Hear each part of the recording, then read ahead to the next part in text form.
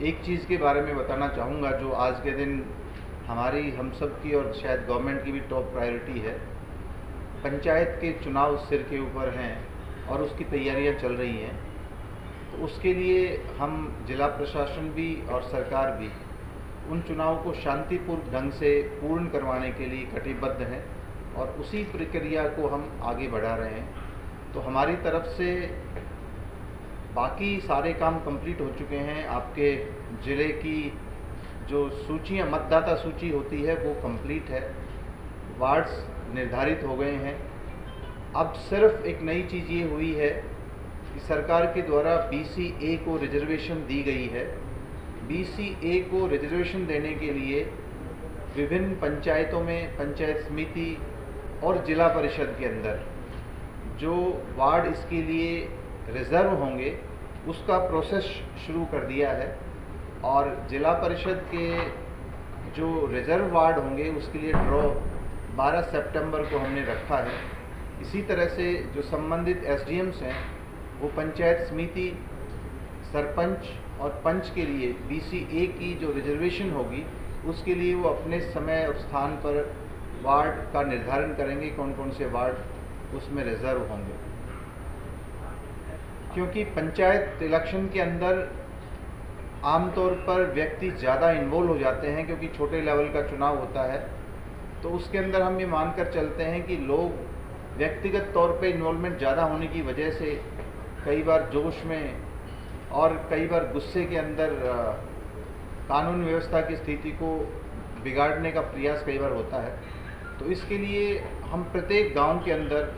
लोगों से मिलना चाहते हैं, उन तक पहुंचना चाहते हैं। इसके लिए एक शेड्यूल जारी किया गया है। प्रत्येक गांव को या तो एक पटवारी को या एक ग्राम सचिव को हमने अलॉट कर दिया है और वो उन गाँव में जाएगा, लोगों से बात करेगा और जो लोग अच्छे लोग हैं, जो इन्फ्लुएंस रखते हैं समाज के अंदर, गांव के अंदर, शहर के अंदर, सब जगह इस तरह के लोग मिलते हैं जो समाज सेवा का काम करते हैं, लोग जिनकी बातें सुनते हैं, ऐसे लोगों से संपर्क करेंगे, उनकी सूची तैयार करेंगे। और कुछ इस तरह के लोग भी होते हैं जो हर वक्त लड़ने झगड़ने के लिए तैयार होते हैं या उनके खिलाफ केसेस होते हैं, उनकी सूची भी तैयार करेंगे।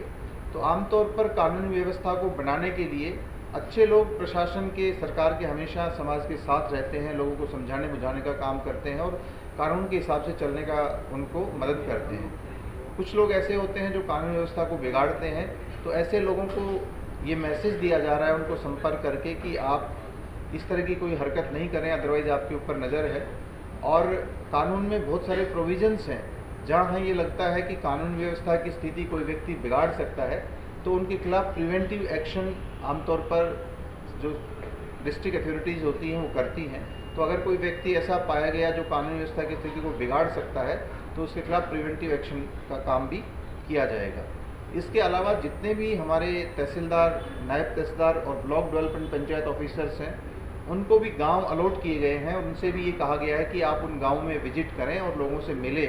ताकि उनको ये भरोसा रहे कि अगर कभी मदद की ज़रूरत पड़ती है, कोई व्यक्ति अगर कानून अपने हाथ में लेता है या चुनाव प्रक्रिया को बाधित करने की कोशिश करता है तो किसी भी व्यक्ति को खुद उनको रोकने का प्रयास नहीं करना चाहिए, बल्कि जो ये संबंधित अधिकारी गाँव के अंदर जाएंगे उनको ये लोग बताएं और सरकारी अमला उन लोगों को रोकने का काम करेगा और अगर कोई गलत काम कर रहा है तो उसके खिलाफ कानूनी कार्रवाई करेगा।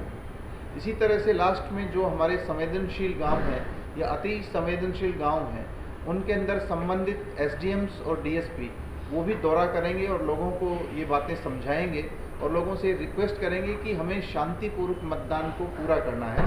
अल्टीमेटली चुनाव प्रक्रिया का उद्देश्य सिर्फ ये होता है कि हम अपने लिए अपने पंच, सरपंच, पंचायत समिति मेंबर, चेयरमैन और जिला परिषद के अंदर मेंबर और प्रेसिडेंट चुनें और इस काम को बहुत शांति से भी किया जा सकता है। और अगर कोई व्यक्ति इसमें बाधा डालता है तो जिला प्रशासन उनके साथ में खड़ा हुआ नज़र आएगा। हम किसी भी गलत काम करने वाले व्यक्ति को कोई प्रोटेक्शन नहीं देंगे, कोई उनका साथ नहीं देगा। तो इस प्रोसेस के अंदर हम सब लोग इस काम पर लगे हुए हैं और इस मौके पर आप सब लोगों से मुलाकात हुई है। आप सब लोगों के माध्यम से मैं सभी जो रोहतक के निवासी हैं उनसे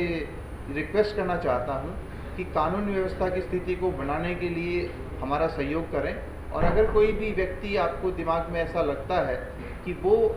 इस स्थिति को ख़राब कर सकता है, तो ऐसे व्यक्तियों के नाम जो हमारे अधिकारी आपके गांव में आएंगे उनको ज़रूर सूचित करें ताकि उन लोगों के ऊपर नज़र रख सकें। और चुनाव प्रक्रिया के दौरान अगर किसी भी तरह की गड़बड़ होती हुई नज़र आती है तो आपको हम बाकायदा अधिकारियों के नाम और टेलीफोन नंबर देंगे, कंट्रोल रूम के नंबर देंगे, आप उनके ऊपर संपर्क करिए, उनके ऊपर सूचना दीजिए।